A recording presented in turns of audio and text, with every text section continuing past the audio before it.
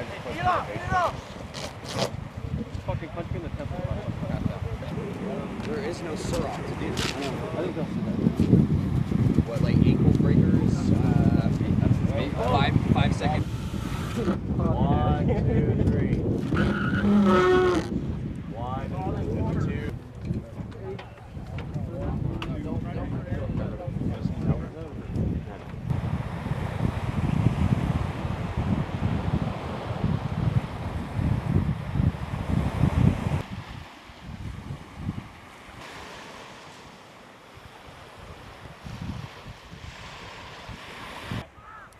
Doc will be the safety corpsman. All right. At any point in time of the training, whether it's during date or teams, all right. If you are a routine or priority casualty, you'll be transported back to the beach. All right. From there, we'll meet you down. What do you do? Kill it. Surf zone. Where are you? Proceed with caution. What's our fucking hazards? We have law enforcement, radio battalion, we have combat camera, and then obviously those who are not going to be on like the raid for next week. We'll execute like bump plans, down boats, and then eventually we'll do a mock profile raid tonight here at this beach.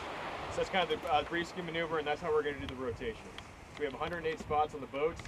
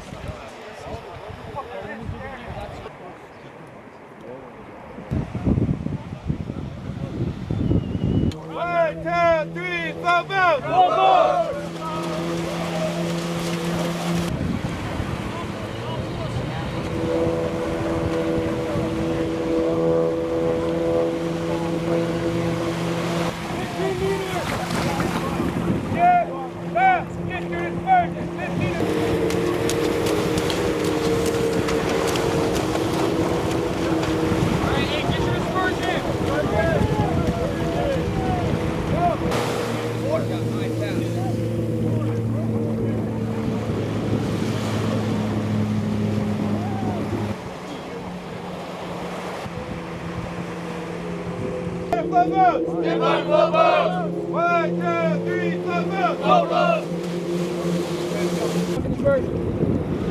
5 and 6, spread out!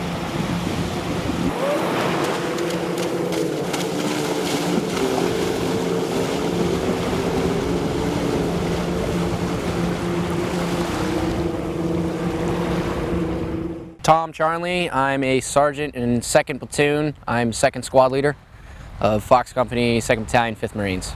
CHARNLEY. So this is all basically the basic skills for the boat package, like just launching and recovering boats, flipping over boats that have been flipped, actually working with the engines, and then getting our speed runs for. Basically what that part is just figuring out which is the fastest boat, which is the slowest boat, so we can tailor our squads or our teams accordingly. The biggest friction points when it comes to a boat raid is the beach, like getting on and off the beach, getting actually to the beach with the boat. It's the longest transit, the longest part of the actual boat raid is the transit and dealing with the boats. So being extremely proficient and understanding how the boat works and how we need to operate on the beach and in itself is the biggest part that will make a raid successful or not. A lot of our coxswains that we have are junior Marines, generally anything from a PFC all the way up to a corporal.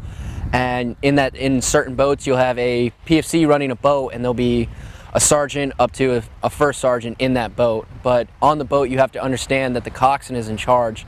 And so those guys who are higher ranks than those need to understand that that PFC at that time is running the show, and they need to have that trust and have that confidence in that Marine for what his job is actually doing. And that's what this part is here. We're getting the kinks out, we're getting the, knocking the rust off of those guys to reteach ourselves what we need to do. That way we do have that trust and confidence because we've worked with each other. It's cold and wet out there, and when we're on the boats, misery builds confidence.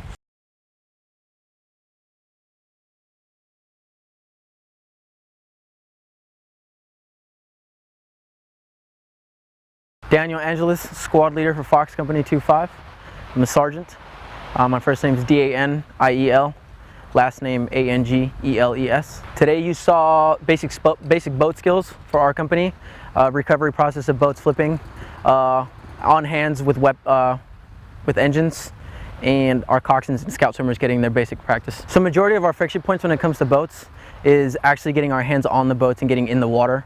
The coxswains, the Marines that drive the boats, are the ones that are, needing to get the help the most out here on the water. Getting our scout swimmers out there, allowing every Marine across the board to inevitably, partake in the boat and do their job. The biggest friction point is getting on and off the water, on and off the craft itself, and, just getting down that beach landing right before we hit our raid. The biggest malfunctions that we have is the actual engine going down. We mitigate that by having our mechanics out there. We have dry mechanics and we have boat mechanics actually out on the water. Other than that, it's not really anything else that we come across. Majority of it's the engine failure, things like that. So across the board, the way the Marine Corps is shifting or training their vision of our mission out here in Asia and Japan, basically the best and most efficient way for an infantry unit to hit any other country that we need to go to is via boat. It's a quick way to do it. It's very efficient. It's tactical. It's good at night. It makes for great movement for us. So across the board, it's really, really good for the infantry. The MEU progression across the board is our ability to, get anywhere we need to within 24 hours, anywhere across, wherever we're at, wherever we're operating. For us, our ability to get on boats, get on ship, and get to where we need to get to via water, via land on any beach is huge. It's a huge part of the Marine Corps. It's a huge part of why we're out here, and it's very efficient for us. Across the board, I believe that the best training the Marine Corps can get and give to their Marines and our Marines is hands-on training. We can give classes all day long. We can teach our Marines via, PowerPoint all day long. But until we get out here and do this hands-on training, I think that's the best training for the Marines. I think that's where everybody partakes and learns the most. And, I think that's how everybody likes to learn is hands-on training. So it's part of why we're out here is just to get our hands on the boats and get everything done while we need to get it done.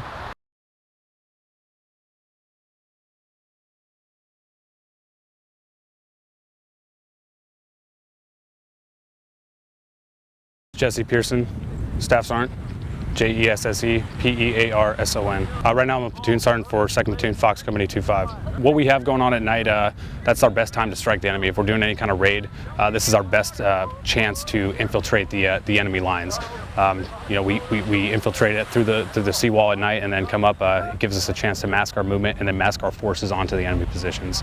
Pretty much this gives us the multi-mission asset of being able to deploy small boats off the back of the boats and if needed infiltrate the waters into any kind of target, whether that be a beachhead, whether that be an urban pier. It gives us a multiple abilities to infiltrate the enemy lines. Specifically because at night that gives us the cover that we need to get a whole company's raid force securely onto the BLS, which is the beach landing site, and that'll get the whole company on the floor, boots on the ground moving. So obviously for the day and night, both we have safety swimmers in the water. We'll always have a safety craft when we're doing any kind of small boat operations or maneuvers.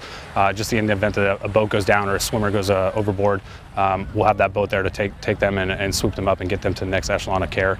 And then we also have chem lights, obviously, to mark all the swimmers at night. Just because we get a man overboard at night, sometimes the dark water, dark skies, that you're not gonna be able to see that guy. I think one asset that we tend to look and overlook is the scout swimmer program. We have scout swimmers. It's specifically 8 guys. They'll literally creep off the boats from about 500 meters out. They'll swim up and infiltrate that beachhead. They're secret squirrel, and they get up and they're establishing that BLS to allow the raid force to come onto that shore. And I think that's a pretty cool asset that we have. We don't really use them too much, and it's almost like a perishable trait. We tend to veer away from them because we're focused on Afghanistan, Iraq, Syria, all that stuff like that, but we don't really think of the maritime aspects of it.